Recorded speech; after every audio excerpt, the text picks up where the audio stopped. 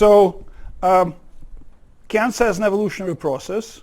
I will give some introduction about cancer development and cancer genomics.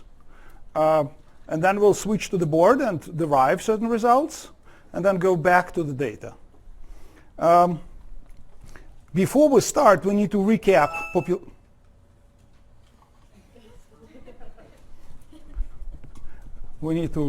population genetics. That's going to continue. Actually, I have no control over sound. We have somewhere in the system. Actually, I know where this is. Good.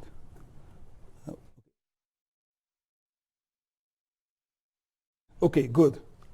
The computer is muted. Okay. So recap of population genetics, kind of something that you learned from Armita's lecture. So let's, because we'll need some of these results.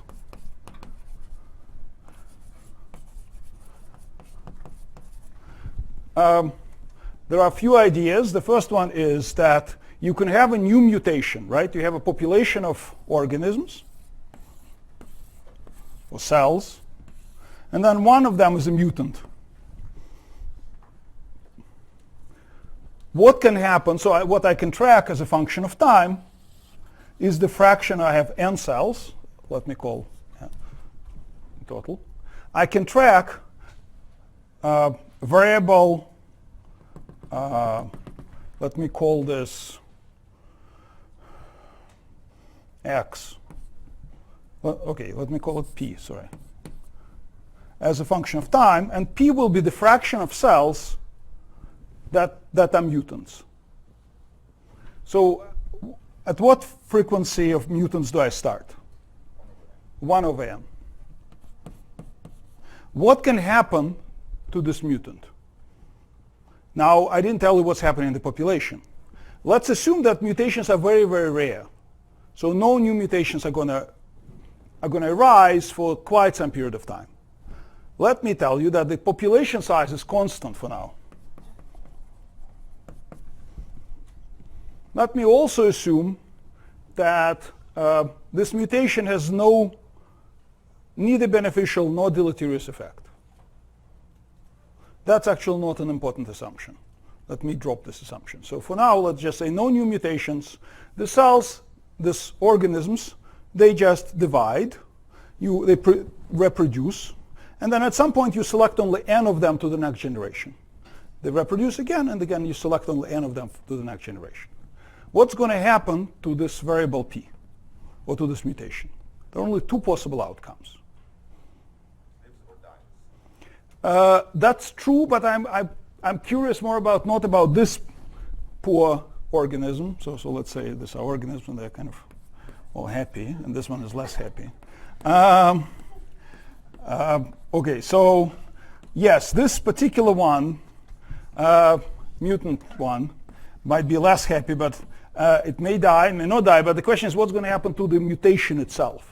So I don't want to think about organisms. I want to think only about the fraction of mutated individuals.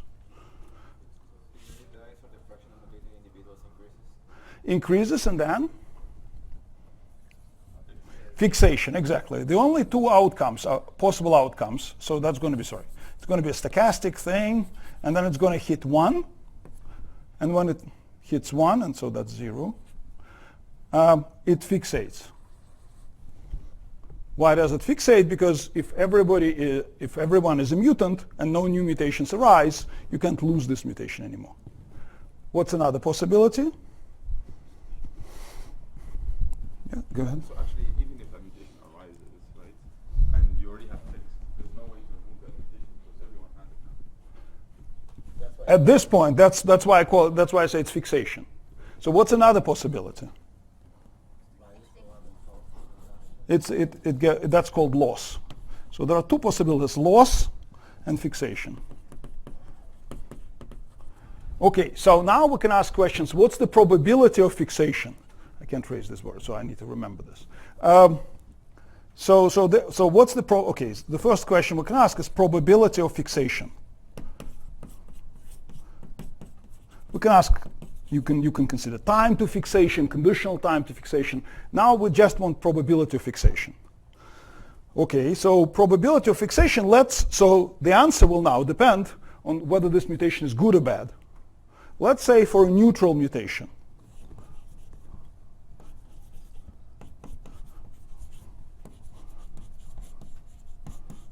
So this mutation has no effect. What's the probability of fixation? 1 over n. Excellent. P for S equals 0 is going to be 1 over n for the new mutation. No. They reproduce. They reproduce, and then you select only n of them to the next generation. I don't care how many of them are going to reproduce. They can reproduce. Each one can have 10 offsprings. I will have 10 n, but then I will select only n to the next generation out of them randomly.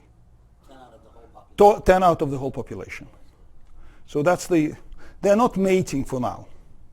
And actually, I will not be considering mates. So they're just dividing, and then but you maintain constant population size. That's important. Right, now what if this mutation has some effect? So now what if I have selection? So I have some selection, S, is greater than 0. What does it mean? It means that the mutant, I'm always confused which one is the mutant. So the wild type, non-mutated one, has a fitness of 1, and the mutant has a fitness of 1 minus S. S is greater than 0, and I will assume that S is much smaller than 1. What's the probability of fixation? So that's an equation that Armita derived for you. And again, starting with the P with some probability P0. Here this is, strictly speaking, I should have written, for S equals 0, starting at some P0. P0 for us was 1 over n, but it can be anything. And so this probability equals P0. Kind of your chances of winning are just your initial frequency in the population. This is just directly follows from the fact that this is symmetric random walk. It's exactly symmetric.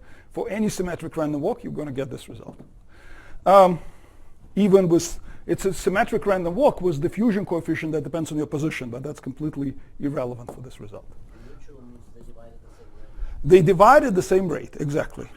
Or they survive, you can think about this as a probability to survive into the next generation. What's going to be this? Do you remember this equation? Yes. Minus 2ns minus 2nsp 0. NSP, that way around, sorry. Yes. Just need to think for a second. Right, so this is called Haldane's equation in some literature. Okay, so what does it tell you? It tells you a couple of things. If, and we'll need this result in a few minutes. So it basically tells you, and Armita must have shown you this beautiful plot where you plot this as a function. You plot probability of fixation, pi, as a function of S. And you can do it, for example, for, now let's plug in P0 equals 1 over n. That will obviously lead to 1 minus e to the minus 2s, or 1 minus, e to the minus 2ns. So, and this probability of fixation behaves interestingly. So it has different limiting behaviors. For very small, so what is it going to be? So as a function of S. So what will be this equation for as a function of S when, this equation will obviously depend, the answer will depend on the value of ns, right? So if ns is much smaller than 1, so then I can expand both exponents. And s is small, so the upper exponent I can always expand. So this is going to be 2s. And here that's going to be 1, and then minus 2ns. So that's going to be 2s over 2ns.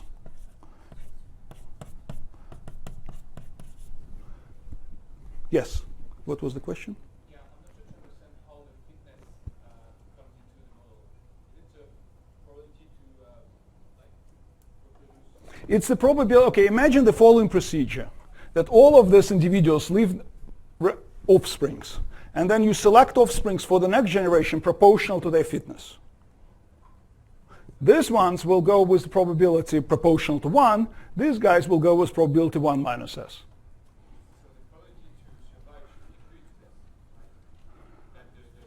Yes, S is positive, so the probability to survive is lower. S is greater than 0, and S is much smaller than 1, say 1%. The probability to survive will be 99%.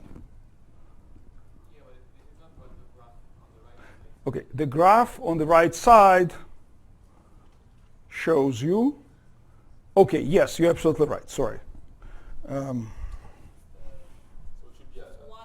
It's the probability for the, okay, yes, you're absolutely right. That's the probability for the happy one to survive. So may I just as an aside, because I don't think Amita, unless I slept through it, derived the probability of fixation, but she derived a diffusion equation. So if you solve the mean first passage time from that diffusion equation, you get exactly the thing that Not even the mean first passage time, but the splitting probability, but which is even easier. But just to relate to what you see. Right. So this you get if you just describe my behavior. So I can describe my behavior. So I'm a mutation. I'm a frequency of mutations. I can go up or down, and then there are two sticky walls. I either stick here or I stick there. So this is called splitting probability.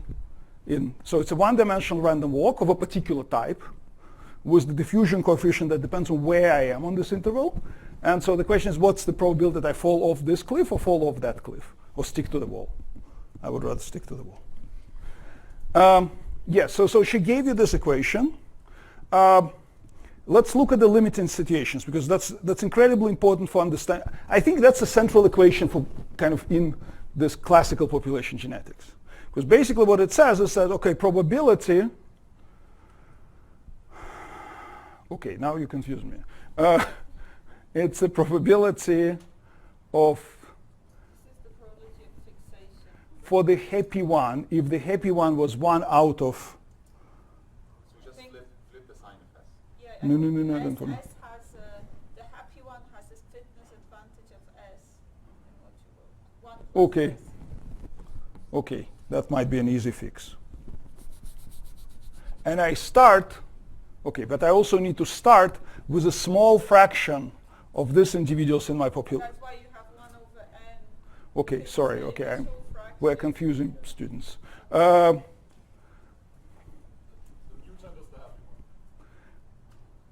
Yeah, so what did you say? It doesn't matter.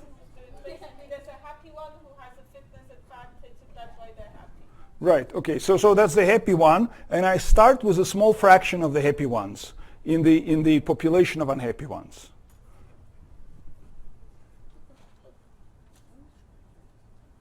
Yes, okay, good. Right, okay. So P0 is the fraction of these guys. And these ones are initially 1 minus P0. Okay. Now the take-home message is that if NS is much smaller than 1, then such mutations fixate with the probability the same as if they were neutral. Think about this. That's a very important result. It basically tells you, you live in a population, and then somebody gets an advantage.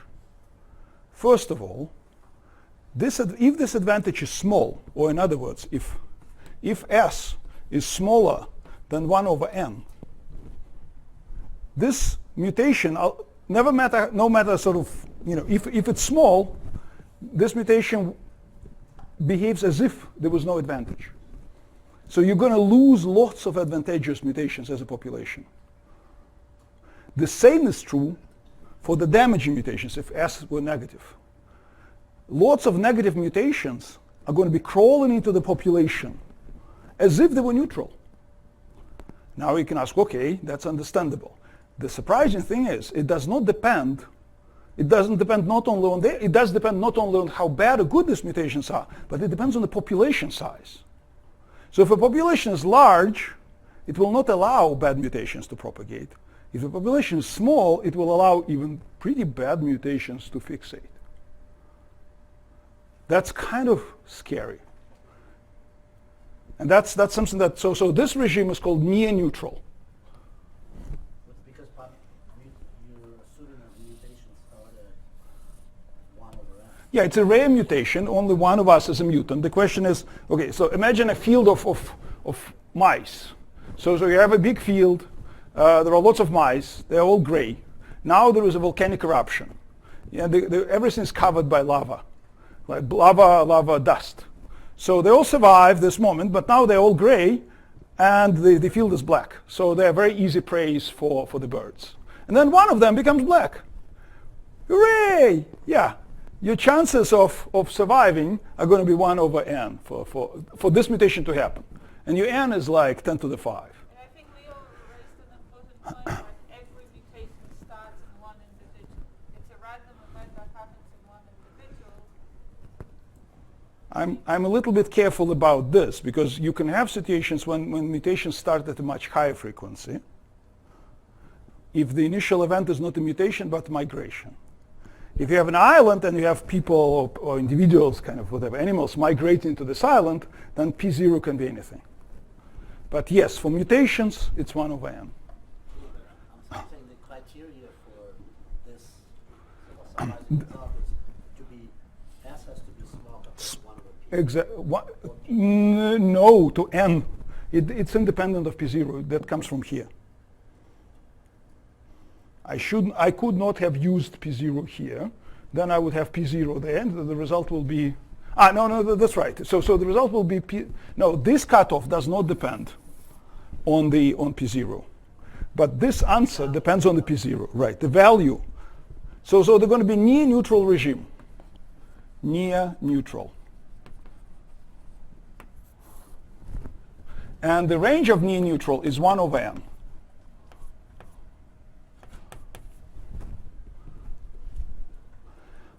Now, in the other limit, when ns is much greater than 1, I can just drop this exponent, and then my probability of fixation will be proportional to 2s. So this is now linear in S. And that's another scary moment. S is always smaller than 1, but S is greater than 1 over n. So that's the opposite regime. S is always much smaller than 1. But S is greater than 1 over n. So what's n? Ballpark. What's n for current human population? 10 to the 3. It depends a little bit on the African and European descent. For Africans, the number is a little bit bigger. For European descent, it can be as small as a few hundred. That's a result of a bottleneck about 25,000 years ago. So this is for human. I can explain why this number is so small. It's not the current population size. It's the smallest population size in our history. And the current human population, Cro-Magnons, had a moment when the population was incredibly small. And now from the current genetic data, we can estimate how small was the population size. And it was effectively of the order of 1,000 individuals. So you're saying that the population was much higher and then it went through a bottleneck? It went through a bottleneck. It's an effective population size. It also depends on the interbreeding. If you start interbreeding, population size drops down. But effectively, our human population, so that means that we're contaminated with mutations with an effect of 10 to the minus 4. also this number also reflects like how similar our genome is from world? Yes, right. It reflects on how exactly on how similar we are to each other, and that's what people are doing. So they're looking at frequencies of mutations in the current population, trying to estimate back how small was the bottleneck. Ilya? So, if we have this 10 to the minus 4 mutations at 20,000 years, right? Would they disappear by now? No, they got fixated. They got fixed. They're in everybody. The question is, how long does it take for such mutation to happen, for such fixation to progress? We're not estimating time to fixation. I teach the whole class in population genetics, so it's going to be much longer than one lecture. But it can be, in fact, you can do another comparison. You can say, how bad are mutations in our genome? Imagine you can measure badness of a mutation. We'll talk about this. You can measure badness of a mutation. Now you say, okay, is human population contaminated by more damaging mutations than a mouse population? And the answer is yes. Mice are much better than us. Wild mice. Because their population size is somewhere 10 to the 5, 10 to the 6. So their mutations with the effect of 10 to the minus 4 are in this category, so they're weeded out. I didn't do the negative S case. That would give an exponential decay. It's this tail. Yes? So to estimate this population size, you actually assume that you have a constant population and then you have binomial sampling and so on. But how does this apply to It turns out that this assumption, this is microscopic assumption, how this population lives is not incredibly important. To the first approximation, you can apply, so there are different models, they give the same result. So there are two classes of models in population genetics. One class where I say, we all go mate, reproduce, live offsprings, die. Offsprings live. Discrete populations. And then there are different models where I say, okay, we occasionally reproduce, somebody dies, and to maintain constant population size. The answers are very similar. Because it's all kind of in statistical properties. So how you resample doesn't matter. Okay, we need to move on. Okay, why is this result scary? That so this result tells me that mutations that are non-neutral, that are beneficial, are going to be fixed with the probability close to S, 2S. I'll say S for now, because this number is 2, and one of them can easily be 4. It kind of depends on diploid, haploid genome. So its coefficient is a bit mysterious. It kind of depends on the details. So that's what depends on the details. The coefficient here, 2S versus 1S, for example. But that means that if I have now, you say, okay, we have a population of mice. You told us that if the mutation is advantageous, but weakly advantageous, it's going to be fixed as if it's neutral. But what if it gives huge advantage to this mouse? Yes, huge advantage means bigger than 1 over the effective population size. For mouse, that would like 10 to the minus 3 would be a huge mutation. That's interesting. Mutation with an effect of 1 versus 1 plus 10 to the minus 3. That's a huge advantage. But it will get fixed only with the probability about 10 to the minus 3.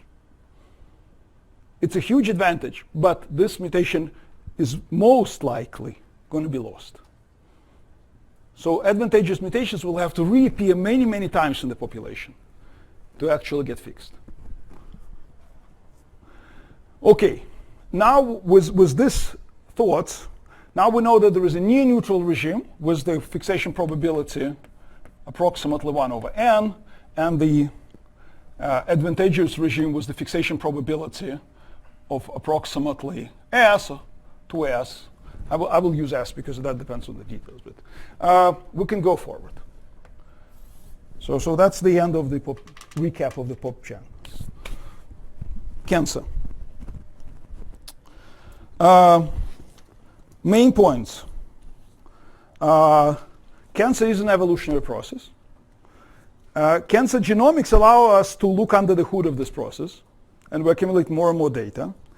And we can treat cancer using some of these ideas. Hopefully, we might be able to treat cancer using some of the ideas from the evolutionary theory. Okay, so how does cancer develop? You have a normal cell that divides, so it's a normal somatic cell. Maybe okay,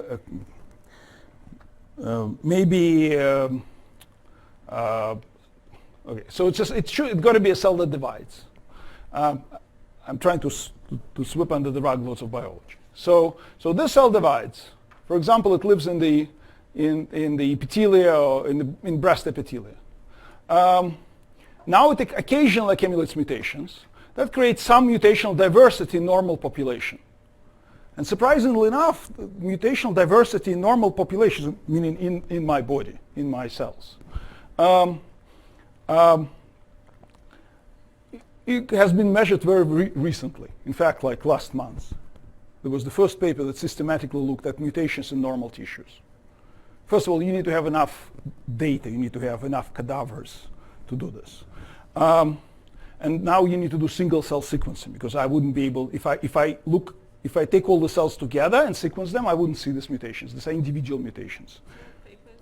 Gadi Getz, Science 2019. Yes, it's this one.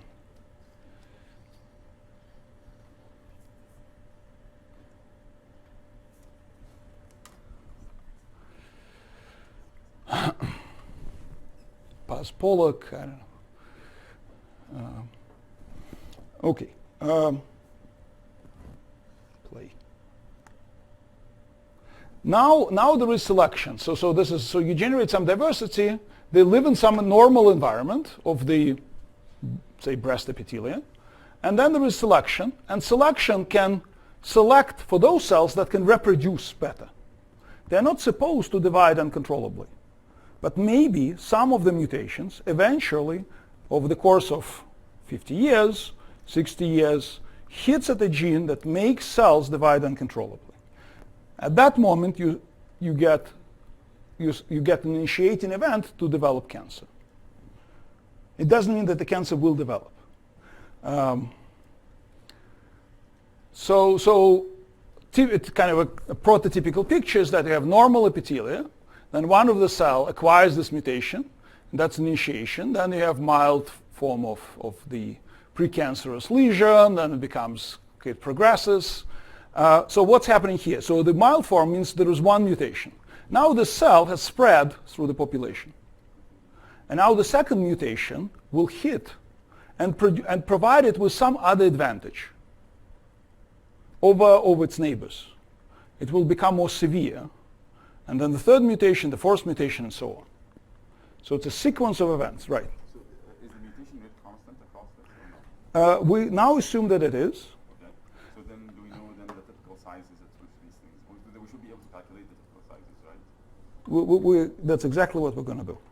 So we assume that the mutation rate is initially constant. At the same time, we know that the mutation rate in cancer is much higher. So maybe some of these events was actually to create a mutated phenotype. Side note. I'll do the side note in a couple of slides. So remind me about the mutated phenotype. Why do you need the other stages? Like why couldn't it be okay. more of those first mutations? So that's the answer. So cancer has certain characteristics. And it's not only ability to grow, divide, but it's also to be able to, so typical kind of, that's a really amazing paper called Hallmarks of Cancer, presumably the most cited paper in the field of cancer biology.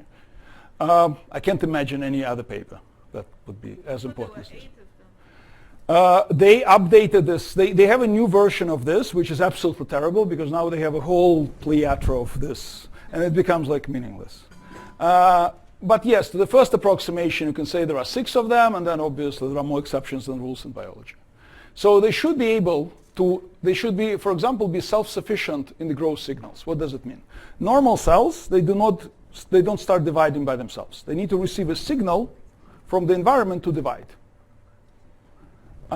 These cells somehow signal themselves that they need to divide. They need to do this.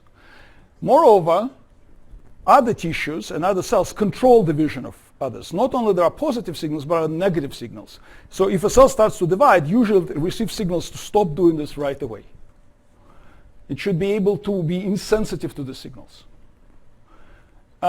If a cell is insensitive to the signals and continues dividing, it usually internally feels that it's doing something wrong, and it gets a signal to apoptose itself, to kill itself. Cancer cells have this self-killing mechanism broken. They need to, so that's as far as the internal structure.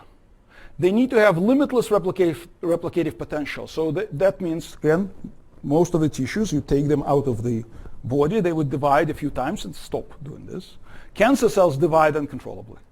And not only uncontrollably, divide unlimited number of times. So they become immortalized. Surprisingly enough, not well understood how you can make a cell immortal, but that's what's being done in the labs every day. Take a tissue, select those cells that become immortal. They just become immortal by themselves. So cancer cells are immortal. HeLa lives from 1950s. And then they need to do a couple of things at the tissue level. They should be able to get the organisms to grow blood vessels such that cancer receives enough nutrients. And then at later stages of cancer, there are two other things. The cancer becomes invasive at some point. That's somewhere here, it becomes invasive. So that's in fact the main hallmark of cancer, is the ability to invade other tissues. Because, for example, there are benign tumors, and they can be huge, kilograms literally. They're harmless, except that they're big. Because they somehow acquire all of these things except ability to invade. And they usually do not become, so benign tumors are poorly studied, and they do not become invasive tumors. They do not become cancers. So it's like a different type of developmental process, and I don't know much about it.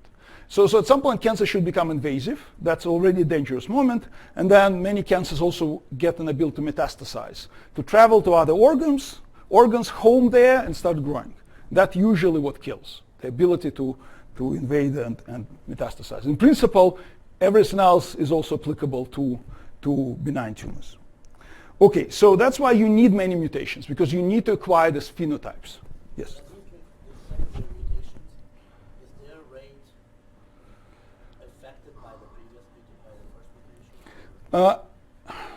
mutation, There are very, okay, so interestingly enough, again, the classical picture is that there is a particular order of events in which mutation should happen for cancer to progress. In the prostate, like there are other classical orders of mutations. Why this particular order? Not entirely known. One possibility, and that's a side note that I promised you, is that one of these mutations that lead to this phenotypes also increase the mutation rate. So maybe that's why they need, or maybe it's physiologically, you just need first to grow and then to acquire this phenotype and so on and so forth. So there is an order of events. Okay. So this is so these adaptations are static. This. So these mutations are They spread. They're fixed. No, I mean like do their fitness effects depend on the combination or no? We don't know. We don't know. Because there is a precise order, presumably there is epistasis between them. Yes? Yesterday you showed some chromosomes from cancer cells. How can we understand this? We'll come to this. Okay, when I say mutation, I actually do not mean substitution of a single nucleotide. I mean all sorts of different events, including breakage of chromosomes, and we'll discuss this. So what you should understand is that there are two classes of mutations. I'm trying to stay on time. So there are two classes of mutations. Tumor suppressor. There are two classes of genes that are mutated in cancer. Collectively, I will call these genes drivers. They drive cancer progression, but they have there are two types of such genes. One type is called tumor suppressors. Another are called oncogenes. It's very easy to understand what they are. It's a stop and a brake pedal. So oncogenes are genes when mutated, they drive all the phenotypes that I just told you about. They drive like proliferation of cells, for example. Tumor suppressors are brakes. These are genes that are responsible for preventing cancer development, and you need to break them. as a cancer. Cancer needs to break them. Cancer needs to activate these guys and break these guys. That's what should happen. Okay, collectively I'm going to call them drivers. Okay, what kind of events can lead to activation of oncogenes? So that would answer your question. You can have mutations within a gene, and a gene, for example, was responsible for sensing the signal that the cell needs to divide. And if there is a signal, it propagates the signal down. Now it got a mutation, and it fires down all the time as if it received the signal that the cell needs to divide. So it kind of misfires. It can be mutation in the regulatory region of the gene. So if you have this gene and it kind of senses signals, and occasionally may give kind of false signal. Now if you get 100 times more of this gene, you're going to get lots of signals indicating the cell needs to divide. Completely false signals. You can also have chromosomal alterations that result in overexpressions of these genes. Typically chromosomal alterations when you have okay, I'll try to do it quickly. So what can happen is that a gene can have several domains. One domain is kind of, I want to sense signals from outside of the cell, and if I get a signal to divide, I will propagate the signal. Now if I lose the first domain, I can start firing non-stop as if I'm receiving signals to divide. So losing this part of the gene would be a mutation that activates oncogene. So oncogene becomes activated by virtue of that. Another type might be that I got fused with a promoter or regulatory region. So the oncogene is here. Some regulatory gene that activates something else is on a different chromosome. They got fused together. Now this regulatory region activates this gene non-stop. And you get a hell lot of this product of this gene, and that's an oncogenic product. So it drives cancer. Tumor suppressors, you need to be inactivated, and that can be done again by mutations that kill coding sequence, or just part of the chromosome is being lost. Cancer usually is ready to sacrifice lots of genes. If it can lose a tumor suppressor, the brake pedal, it can lose it like with a half of another chromosome. So it will lose lots of other genes. But it gives a huge evolutionary advantage to get rid of a brake pedal, and so on. So there are many mechanisms. So the underlying picture is basically that you need to accumulate, so there is initiate an event, and then this event spreads. And then cancer, so what's happening, so you should realize that this event doesn't happen directly. This mutation does not directly target a driver.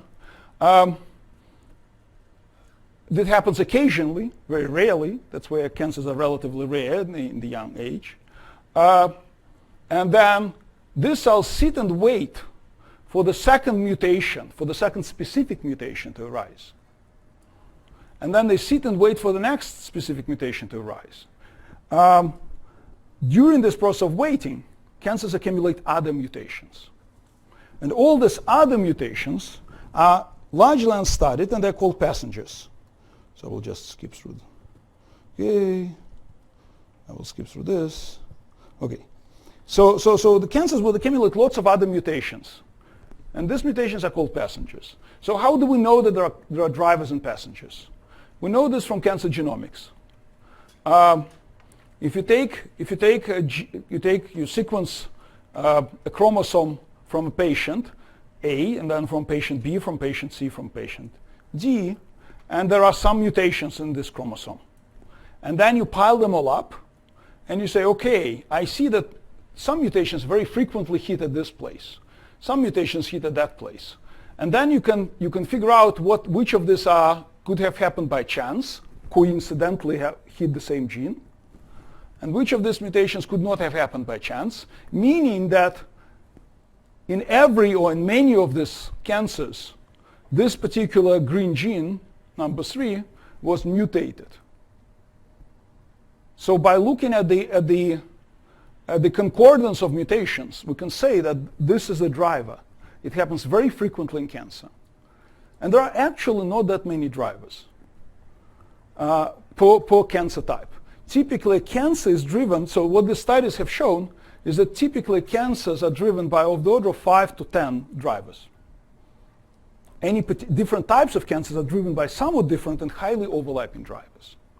There are like super drivers like P53 or KRAS or CMYC, but and they have some specific drivers. But it's not that they're going to be, so cancer doesn't need more than of the order of 10 mutations, driver mutations. Okay, now you can ask how many mutations are there in total in cancer? And that's this diagram.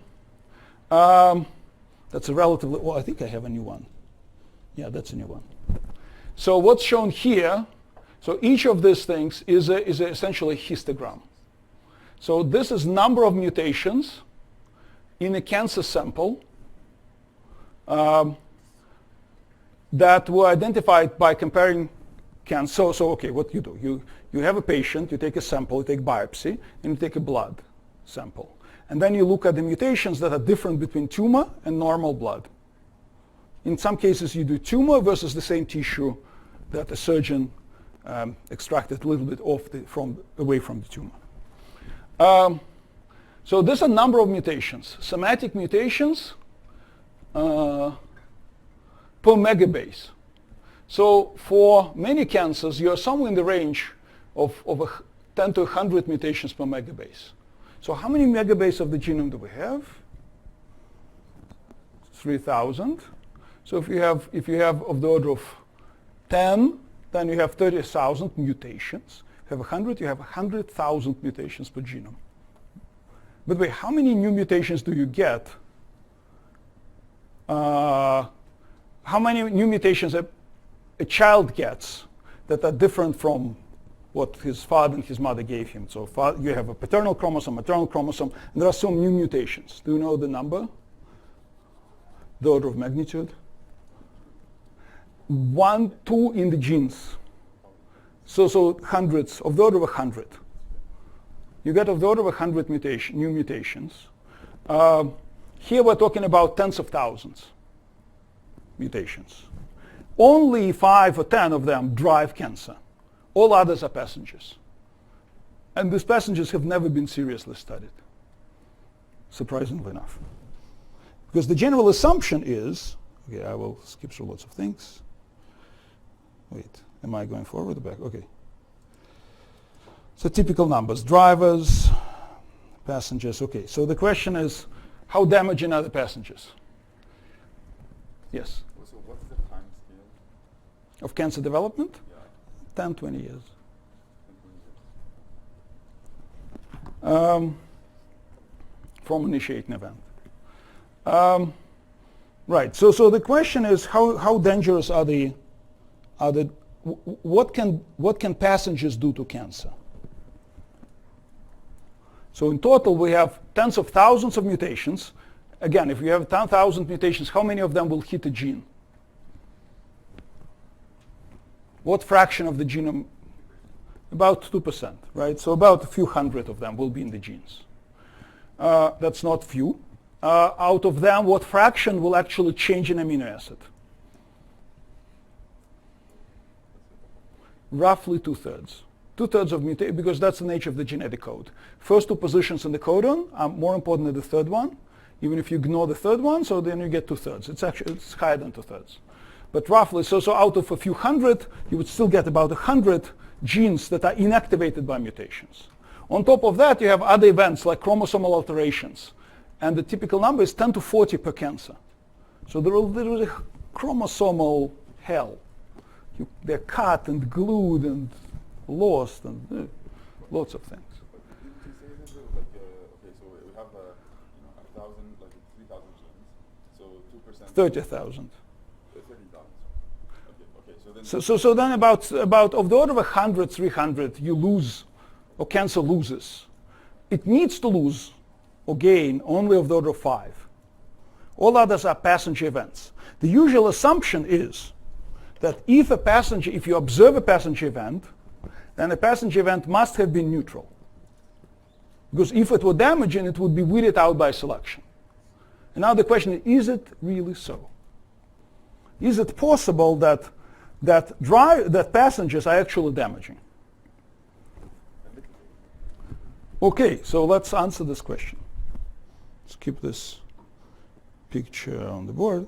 So that was weighted down by passengers. Some of them don't look very innocent. This guy was the gun. Okay, so let's blank this.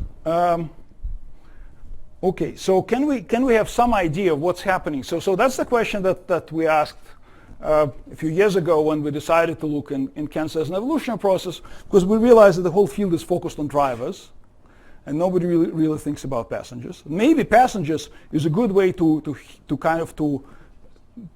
treat cancer by kind of increasing the number of passengers if they're damaging. So the question from the evolutionary point of view is, can a population progress, continuously adapt, if it pays a price of getting random stuff, random passenger mutations? So to do this, I need to write down some sort of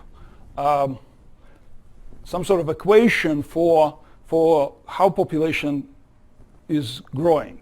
So I will not assume that n is now constant. So let's look now at the cancer evolution.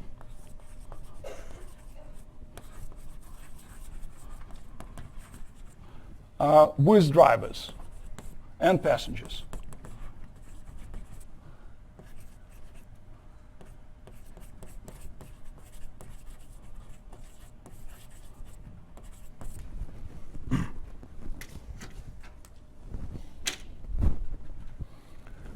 Okay, so to do this, I need a couple of things. I need a few ingredients in my model. One of the ingredients is going to be the population size. It's not going to be constant anymore. So n is not constant. I want to see how cancer can grow. Okay, so how can I describe how n will change with time? The simplest model would be to say, okay, it should be proportional to n. But that's a bad idea because such population will grow exponentially. I want a model for normal cells. So population should grow up to some level and then stabilize. One way to write it down is to say, okay, so that's an equation for exponential growth of the population. Can you see this from the, sorry. This is an expression for the exponentially growing population. But let's say that the rate of mutation depends on the number of resources that are available to the cells. And the availability of resources depends on whether I already have enough. The resources are enough for a certain number of cells. And if I have too many, then there are no resources. So what is classically done, you say, what if I write it down in the following form? I will say that this will be 1 minus nk. And r is just, I will replace this with, that's going to be my growth rate. So the growth rate will be, for n, for very small n, that's going to be large. As n approaches k, and k is called carrying capacity.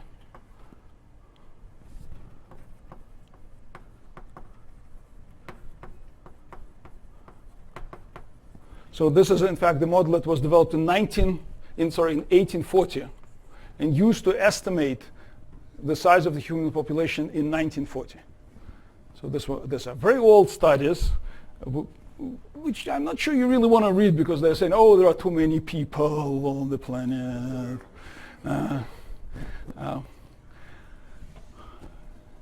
Okay, so nevertheless, that's a model. So what's going to be dynamics in this of the population size in this model? I will start with some population, and then they're going to be carrying capacity K. So I will certainly approach it, stay at carrying capacity. I'm not sure I draw the derivatives right, but the population will not grow beyond the carrying capacity. Good. So that's my model for the normal tissue. Say colon crypt or breast epithelia. The population is stable. Now I need to add mutations to this.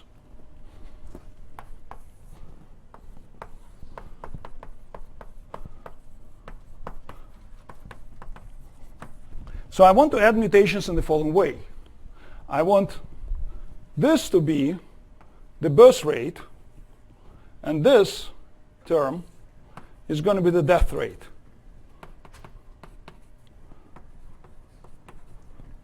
And for now, I will just keep the death rate the way it is. So I will just say the death rate will stay constant, n over k. But the birth rate, b, will depend on the mutations. So I need to write down how the birth rate depends on the mutations. And I have two types of mutations. I have drivers. What drivers do to the birth rate? Increase the birth rate. And I have passengers. And I will write it in this particular form because it's just convenient analytically, but you can write it differently in principle. So we'll say that the birth rate is 1 plus the effect of the driver, SD. So now I have parameters of my model. SD is the selection coefficient of the driver.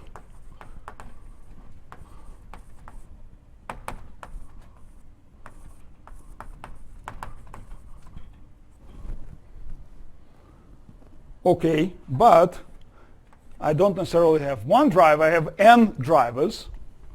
ND will be the number of drivers, number of driver mutations.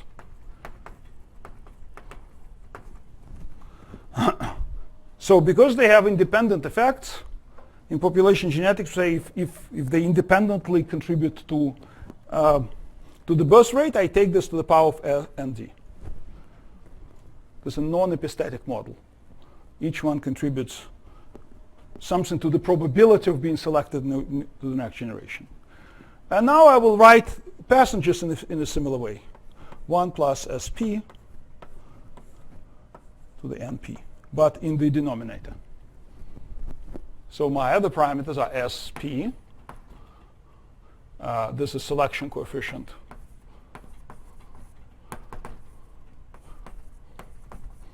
for passengers, for a passenger.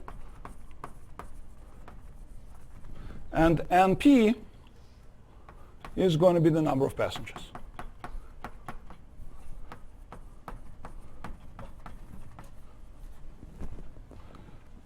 Okay, nice. So that's the whole formalism. We're almost there. And the death rate is constant, n over k. So now we know how population will live depending on the number of drivers. So let's say, how will population change if you add one driver?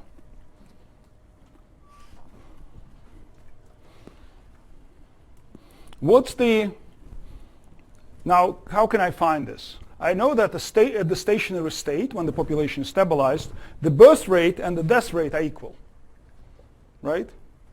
So I can find the population size for the ND plus 1 if I just equate this, that's the death rate, with the birth rate for the ND plus 1.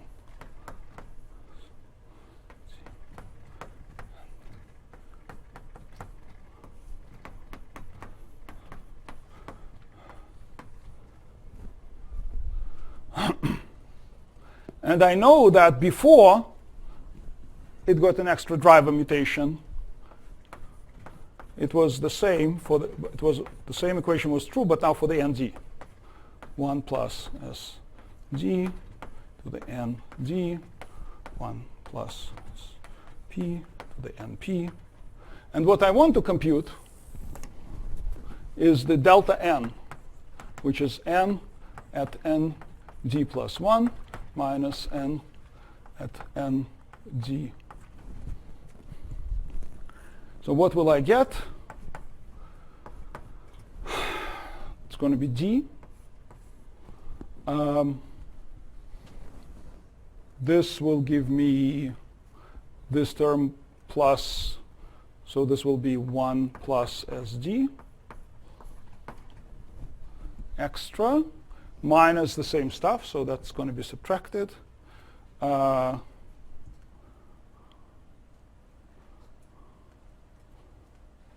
Something makes me unhappy, and I wonder what this thing is. 1, oh, okay, 1 is gone, obviously. So this is going to be 1, okay.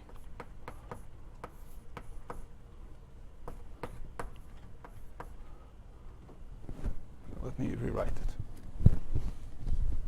1 will be gone, obviously. So this will give me just 1 plus SD times the same thing as here. Then I subtract this thing, so that's going to be just D times SD. Right. Not D, how do I, why do I call it D? Sorry. This is K, yes, sorry. That's what I'm like, what's this D thing? K. K times SD. So the population size was that, and now it changed. After one driver, it changed by SD. Then it should be n at n, right? Or you should add all other terms, like 1 plus. So it should be n times n, yes, and d, And then you don't. and then the k will cancel out over k. Exactly. So that's going to be sd times n at nd. Right. Okay. Right. Okay. Now I'm happy. So that basically means that the population will increase by sd. Remember that all our selection coefficients, as before, sd is much smaller than 1, sp is much smaller than 1, and we can talk about relationships between sd and sp. Okay, so the population changes just by that amount, by sd. I hope not to break this board.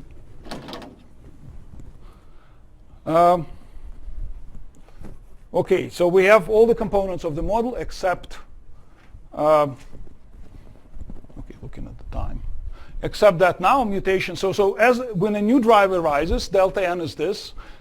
You can show that delta n due to passengers, if a new passenger arises, n p plus 1, n p plus 1 minus n p will be, in fact, sp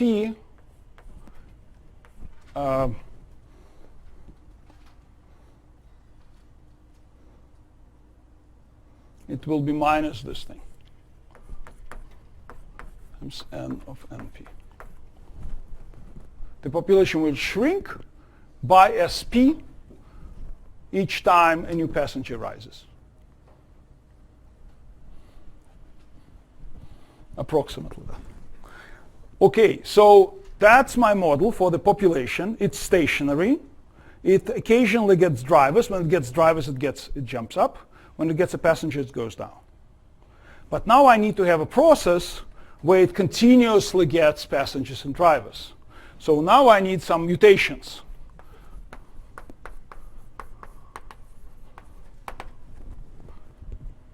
Any questions about this? I want to make sure I'm not losing you. You follow? Okay. Yes?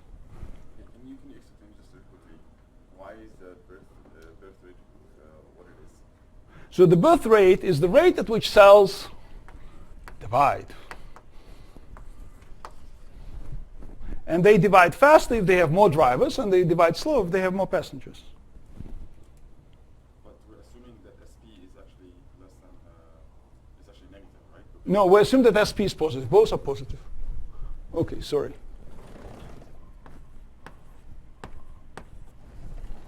SP is positive. But it's in denominator. But so they're not damaging? They're damaging, but I wrote them I see. in denominator such that if SP is large, it reduces the birth rate. Got it. Is it clear? Yes, good. Okay. Now new mutations need to arise. Mutations are stupid, so they arrive everywhere. So I have a mutation rate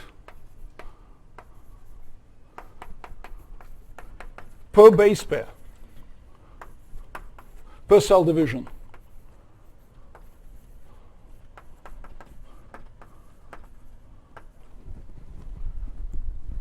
So mutations hit everywhere.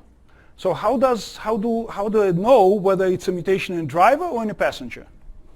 How can I add this into the model? I want you to suggest this. So mutations hit everywhere. To size, to exactly. So let's say that there is target size for drivers and for passengers. I need my colored friends. So they're going to be, some of the genome is going to be made of drivers, and the rest is going to be made of passengers.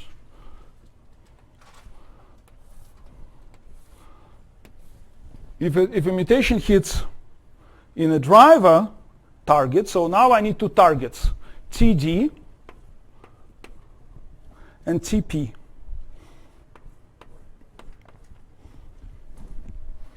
This is a target size for passengers and a target size for drivers. Which one is bigger?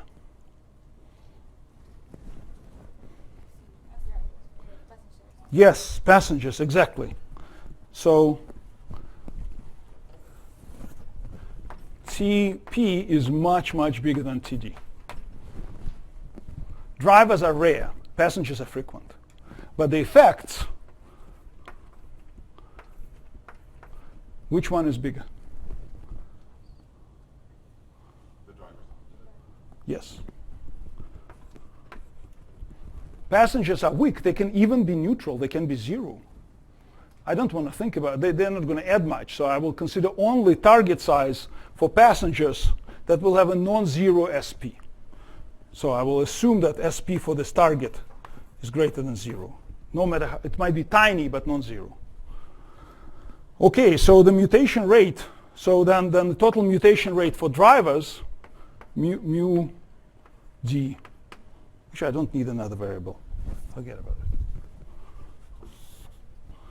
So now I know that drivers will arise at the mutation rate of TD times mu, and passengers will arise at the mutation rate of TP times mu. That's it. Now I can try to understand what's happening in my population. I need some blackboard space, and I don't want to jump, so I will erase this so you'll remember that that's a mutation rate.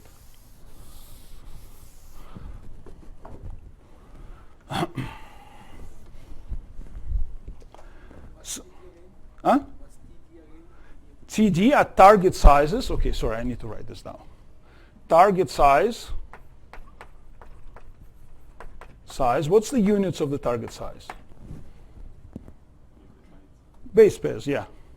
In base pairs. Target size for drivers and the target size for passengers.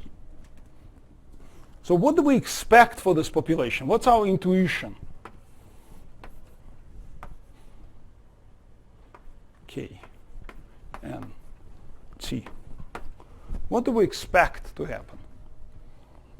First, there are no mutations.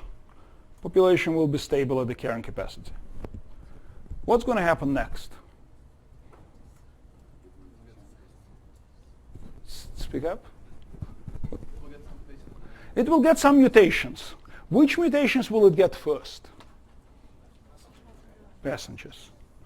What will happen to the population size as a result of getting passengers? It will go down. Slowly. Why slowly?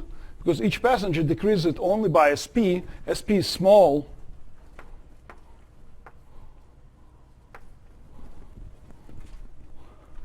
So it will grow, it will start getting more and more passengers. So there are going to be lots of passengers bombarding this population.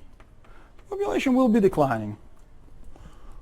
Okay, then what needs to happen? So it can't, and then that's the end of the story, and sort of nothing. So that's good. So the cancer didn't develop. So there is even no cancer. Normal mutations kill the normal cell. Okay. Well, not great. It needs to be replaced. But, because presumably it's a stem cell.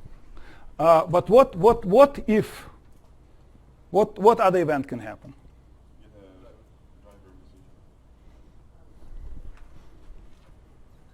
A driver mutation happens. Okay, so what would be the result of that? What would happen to the population size? It will shoot up to a new carrying capacity. It will increase by this. So this jump is going to be SD times n at the previous number of drivers. So it will be this jump. And what's going to happen next? Exactly, it will keep getting more and more passengers because passengers come as rain, will be declining. And then maybe, if cancer is lucky and the patient is not lucky, the new driver will come.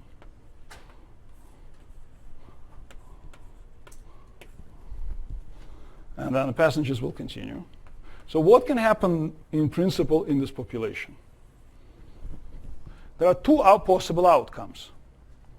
It will either hit zero at some moment in time, and that would be spontaneous regression.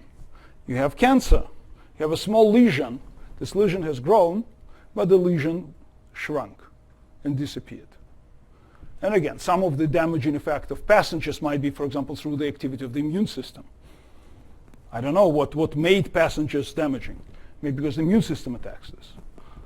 Another possibility is that it will go up. So there are two possibilities. It will either grow or it will shrink. Yep. So you mentioned that we need like 2 to 5 driver mutation cancer. Yes. So does it mean that like we can take like each person and tell like which kind of stage of precancer? In principle, yes. In principle, the person needs to be dead to do this to begin with, or the person needs to be a very brave donor of all of the cells. So once, yes, if maybe eventually we'll learn how to sequence. So in fact, so jokes aside, what several companies are trying to do is to capture circulating cells and then sequence them very, very deeply, only in those places where frequent mutations, frequent precancerous mutations happen.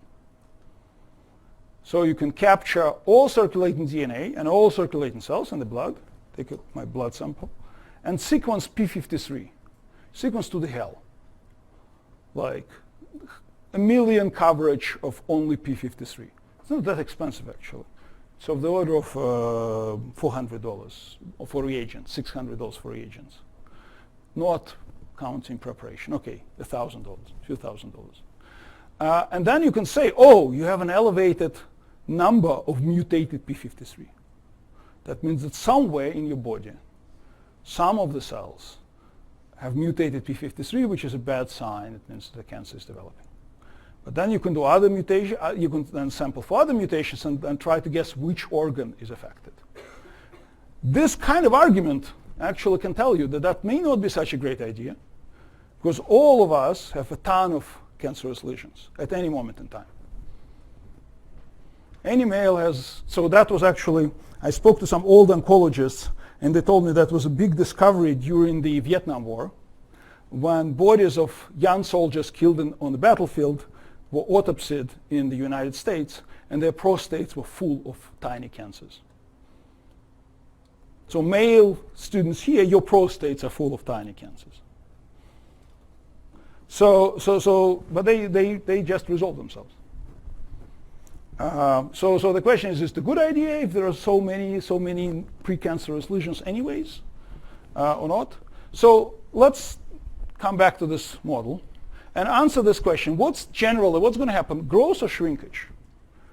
Let's try to derive an equation for the general velocity of this process. I don't want to study it as a stochastic process. That's what we did in our papers. But you can ask a general question. Is generally the whole thing is growing or shrinking? That's what I want to find out. And to do this, I need to calculate the velocity of my population, averaging over some long period of time. So let's do that. We'll need some space. I can Course grain over cycles. I can course grain over many such events. So they're going to be velocity, and that's going to be velocity due to drivers, that's going to be positive velocity, minus velocity due to passengers. I will have to erase this, though it's very important, but I'm just literally out of the, and I want to keep this on the,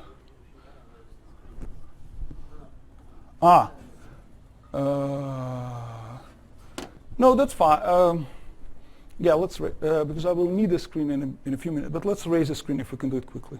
Can we quickly raise the screen? Anybody knows the magic of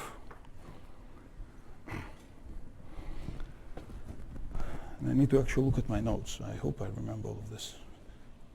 This one is blank. Okay. Can't look at my notes. Okay. Excellent.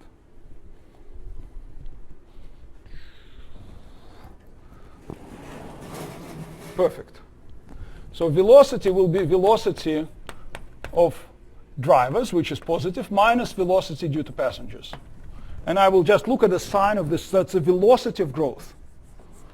So what's the velocity due to drivers? Can we get light here as well? The velocity due to drivers will be proportional to the probability of getting a driver. What's the probability? What's the rate at which I'm getting new drivers? Td times mu times n, the number of cells in the population. Okay, that's the probability at which I'm getting drivers. But the driver needs to get fixed to have an effect. What's the probability of fixation of a driver? I will assume that drivers are in this range. So I will use SD instead of 2SD. That's the rate at which drivers arise. This is probability of fixation, pi. This is probability of fixation.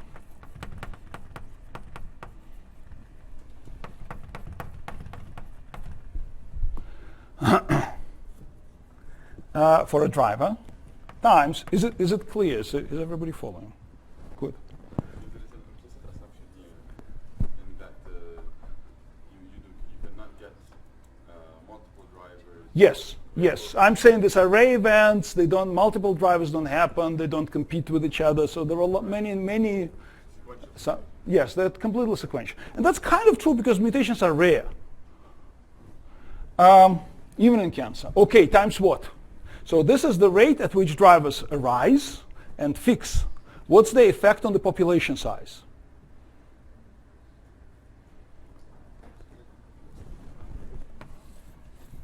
I need delta n. How much they're going to change? It's SD. Thank you. It's SD times n. So that's my positive velocity. Td mu n squared SD squared. Passengers. Doing the same exercise for passengers. What's the rate at which they arise? Cp times mu times n. That's the same thing. What's the probability of fixation of a passenger? Passengers are mildly deleterious, and I will assume that they live in this category, that they're near neutral. They're so mild, they're barely noticeable individually. So what will be this thing? 1 over n times the effect on the population size as p times n. So I'm now with Tp mu n sp.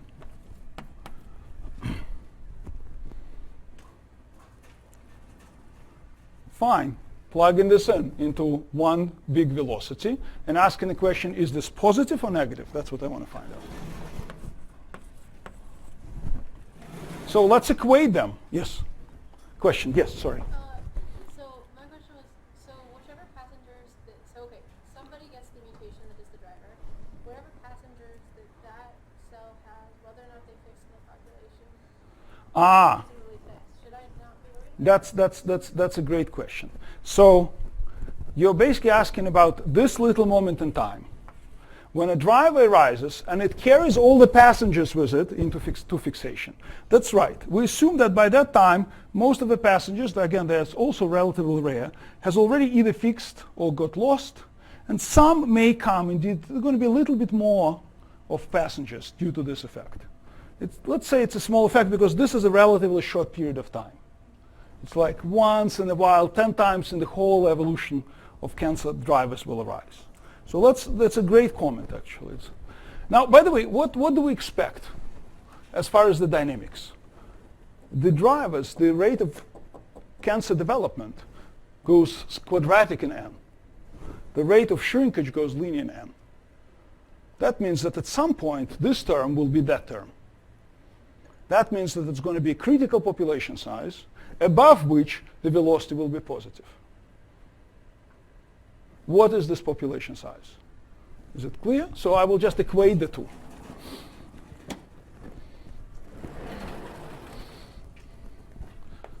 I want to find the critical population size, NC. To do this, I will equate VD with VP.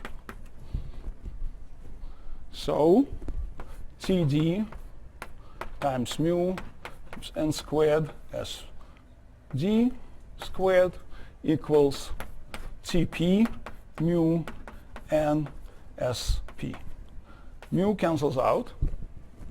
And this is now critical population size.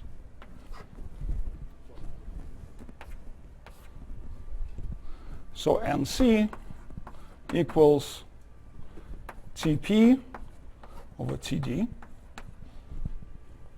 times SP over SD squared.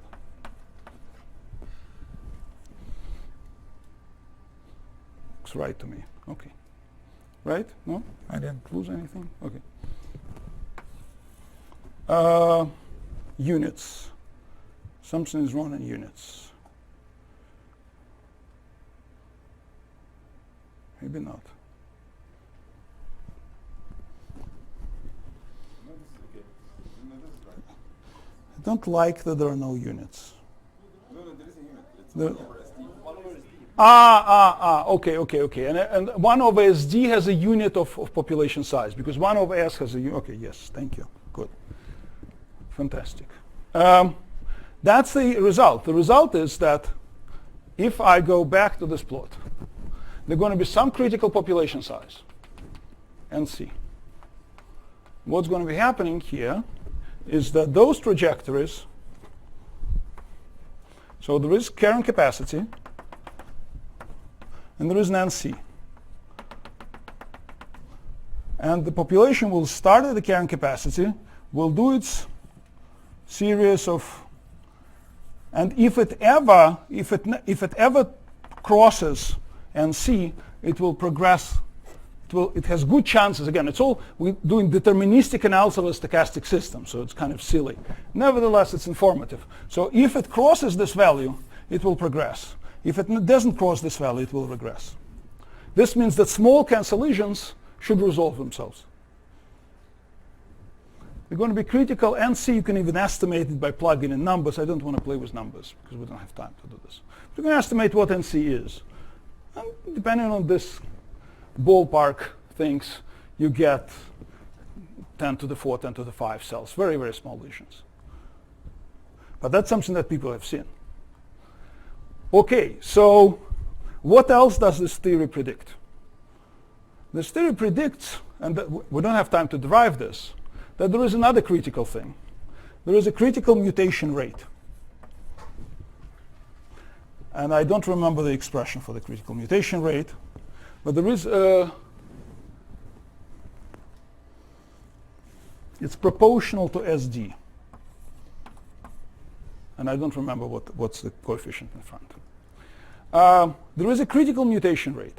And above a critical mutation rate, the cancer would be getting so many passengers that a new driver wouldn't be able to carry the load of all of these passengers. If you look at this picture, you say, if there are so many, where's my chalk? If there are so many passengers that happen before a driver comes, then the driver doesn't have a power to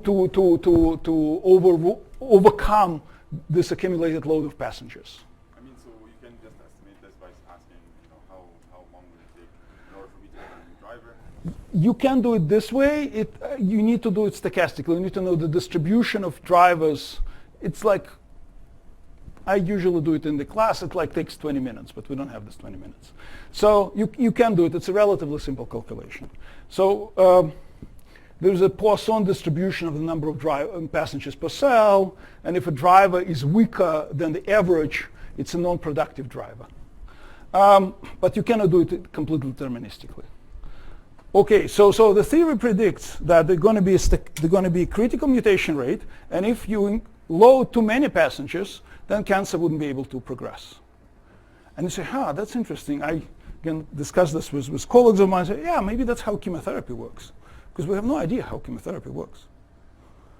Only now people started reporting, I haven't seen many published papers, sequencing cancer before and after chemotherapy, or before and after radiation. What had happened? Some cancers respond, others don't respond. We don't know. Maybe increasing the number of mutations is a way to go. So the suggestion is that maybe if we can somehow do one of two things. If we can increase the number of passengers, that's a risky proposal, give people mutagens, also known as chemotherapy. Doxorubicin, carboxyplatinum, all these terrible drugs that hugely increase the number of mutations. Taxol. Or somehow make passengers more damaging. How can I make passengers more damaging? Can we lower the screen?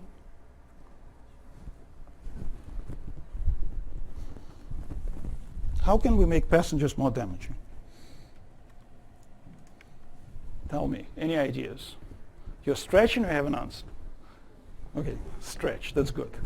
We should all stretch. Stretch. We don't know what makes passengers damaging. There's some random, mildly damaging mutations, or weakly damaging mutations. Maybe it's the immune system that actually detects passengers and kills cells.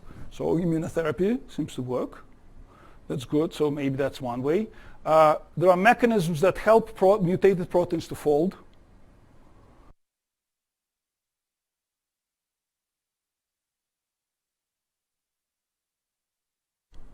Okay, back? Okay, good. Okay.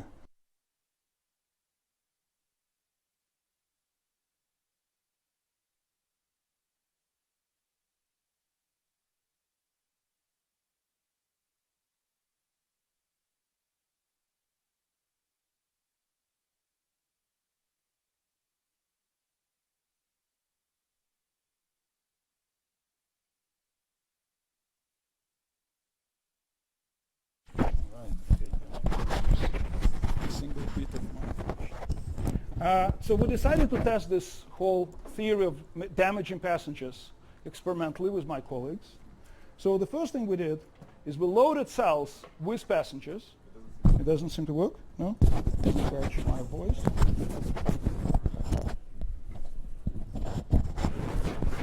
Does it work now? Yes? Okay. So are we good? Is it projecting? No? Yes? The screen is not okay. That's what it's supposed to project. How can you test this? No, it's not very good. Okay, I'll hold it like this. Maybe you can dial up the volume. I don't know how to do this. All right. So you can, for example, what we did, we loaded cells with passengers. The cells were cancer cells to begin with, and now you can ask, do they divide faster or slower? And it turned out that those cells that have more passengers divide slower. So okay, that's kind of understandable. But let's test them for something more, kind of for a real cancer phenotype. So what we did with colleagues at the Moffitt Cancer Center in Florida, we injected the cells in mouse bloodstream in the tail vein. So these cells go directly into the lungs. And now the question is, do passenger-loaded cells give more metastasis or fewer? And every oncologist will tell you more mutations, more metastasis. We say, hold on a second, these are passenger mutations. And indeed, it turned out that we were right. There were if we ever be able to see, what were I doing? So let's just do HDMI. That's an HDMI cable. No, it worked before. You just need to tell the system that it's an HDMI that you get a signal from. Okay, and I'll show you this poor mice in a second if this ever works. Here they are with their metastasis, but you don't see them. Anyways, fewer metastases if more passengers. And then there was another test, and that's, again, if it works, I'll show you. The idea of my colleague, and I guess he's good colleague and friend of mine, and said, yeah, but I don't really believe you theoreticians have your ideas. I know how to falsify your theory, and that's indeed a very good idea. So I will take a mouse breast cancer model. Mouse breast cancer model is a mouse that has all the mutations for breast cancer to develop at some stage of life in this mice. So all the driver mutations are there in place. And now what I'm going to do, I will increase the rate of mutations. Okay, good. That's where, right there. So these are these poor mice. So this is the average number of lung metastases, depending on how many mutagenic drug we gave to the cells, not to the mouse. So this were control, so this was just the cells. They gave 3.5 metastases per mouse. And if we gave more, so you would expect some sort of dependence this way, but the reality is that, again, the statistics is about like 5 mice, 3 mice. It's like these are very small numbers. Once you load them with passengers, they become non-metastatic, basically. And that was reassuring. But then he said, let's do the following thing. Let's take a HER2 breast cancer positive mouse model. So it's a mouse that develops breast cancer with certainty, and increase the mutation rate from birth. As a result of it, so it will get more mutations by the time the cancer is about to develop. And the question is whether cancers would grow slower or faster. Our prediction slower, his prediction faster. So that was what was done. So this were all the orange ones are those that were loaded with passenger mutation. Orange ones were high mutation rate. Blue ones are controls. So in controls, cancer start to develop after a certain number of, no, that should be weeks. After a certain number of weeks, and at high mutation rate, cancers practically don't grow. They appear, but they stay very small, which is interesting. So they do grow, but they stay very, very small.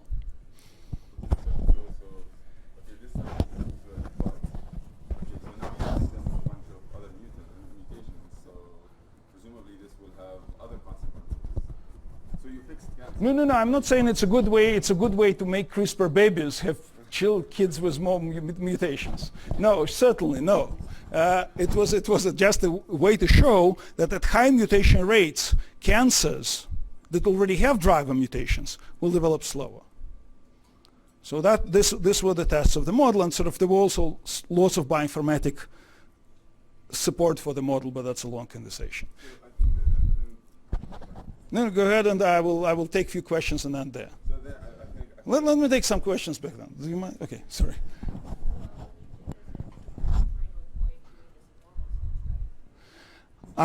We don't. That's the whole idea. You say there's going to be high mutation rate in the whole animal, so we kind of don't care. That's what they worried about. Say, oh, they're going to develop some other cancers. They didn't right away, because they're dead from the breast cancer, but so like after a certain number of weeks. So in principle, but yes. So if you were to do it in normal mice, so in fact that's not quite true. So this H2EX mouse, it's a stable mouse model. It's a stable mouse model with a high mutation rate.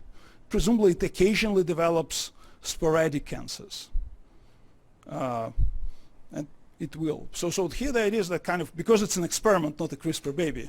So I kind of don't care where mutations will happen.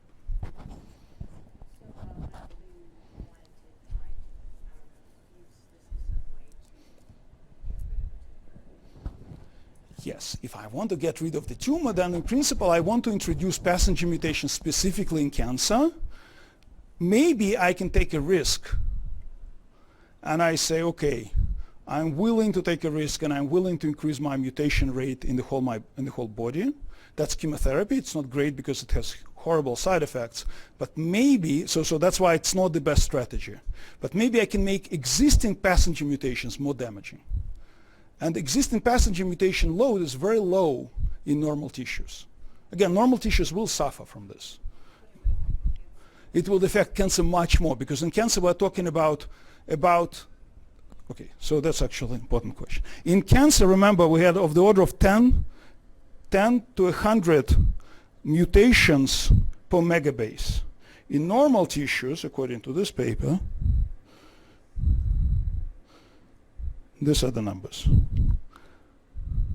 These are total number of mutations, not even per megabase, in different normal tissues. So somewhere in the range of 30 mutations or so, not 30,000 mutations. They might be biased towards genes. So I worry that this might be mutations in genes. So, but even if there's some mutations in genes, in normal tissues, we have on average like below 10 mutations per cell. And many cells have zeros. And in cancer, we're talking about hundreds of mutations in genes. Yes, let me take yours.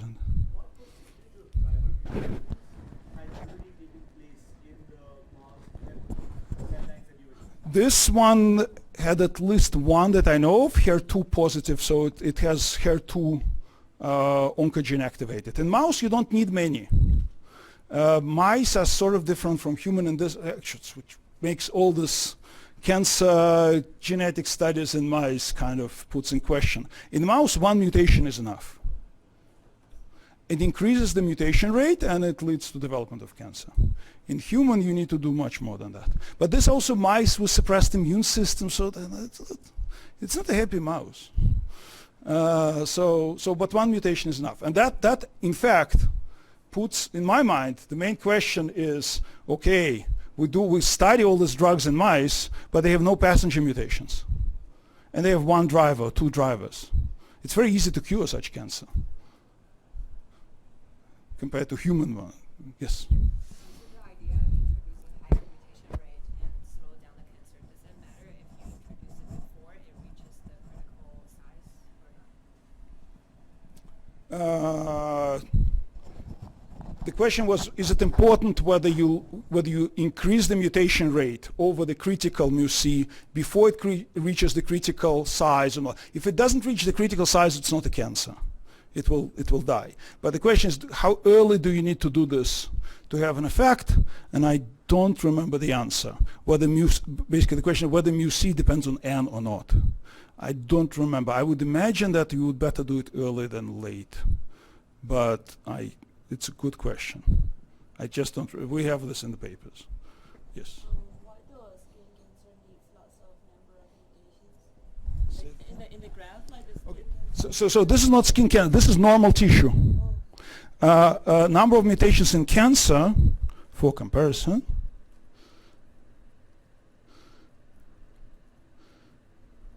where the hell was it? Is this, well, this might be easier to read. It's an old plot, but it didn't change much. So this is number of mutations per megabase in different cancer types. That's actually a good plot to know. These are childhood liquid cancers. They usually have very few mutations because one of driver mutations presumably is already present as a germline mutation. Ovarian, breast, blah, blah, blah, melanoma. Lots of mutations. What this diagram shows you is the frequency of different transitions. The most frequent in melanoma is the C to T transition, which is a signature. Generally, if you see these things very non-random, very different from other, it means there is a mutagen. Like here, there is a clear mutagen in the lung cancer, and we know what it is, it's smoking. There is also a clear mutagen in the, that's another type of, this is non-small cell, the small cell, non-small cell, but there is also, it looks like there is a mutagen in the gastric, this is gastric tumor, I don't know which one. Head and neck does not have a mutagen, maybe a very weak effect of smoking. Head and neck has lots of viruses, HPV. But melanoma, lots of mutations, and a very typical signature of UV induced. If there are no other students, I will ask Ilya. Yes, there is a student.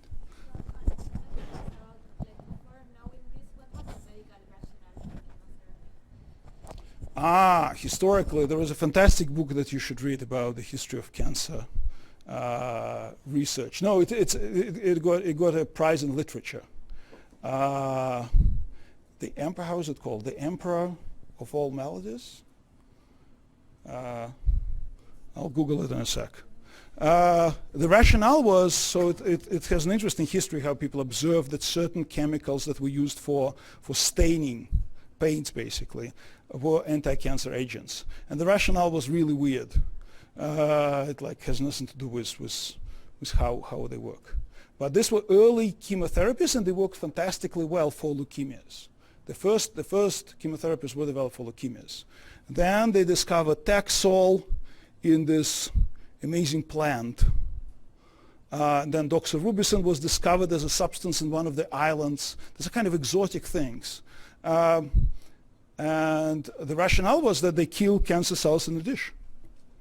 But I thought that's what chemotherapy does. It just kills cells. It kills all dividing cells in a dish. So some chemotherapy, so there are several classes. Most commonly used are doxorubicin. So this one prevents, coming back to my public lecture, it inhibits topoisomerase, the enzyme that allows two chromosomes to segregate from each other.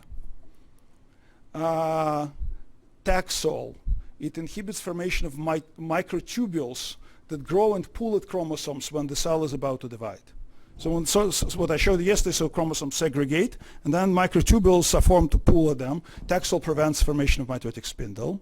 And then cisplatinum just incorporates into DNA and damages DNA, introducing just random mutations and chromosomal breakage.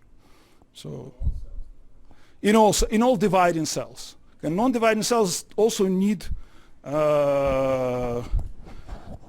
microtubules, so that's why Taxol is damaging for them. Doxorubicin should be less damaging for non-dividing. I don't know. It's surprisingly enough, so cancer genomics is only now looking at the effects of treatments. We have one data set for sarcoma that is on my computers for like a year and we didn't get a chance to actually examine it.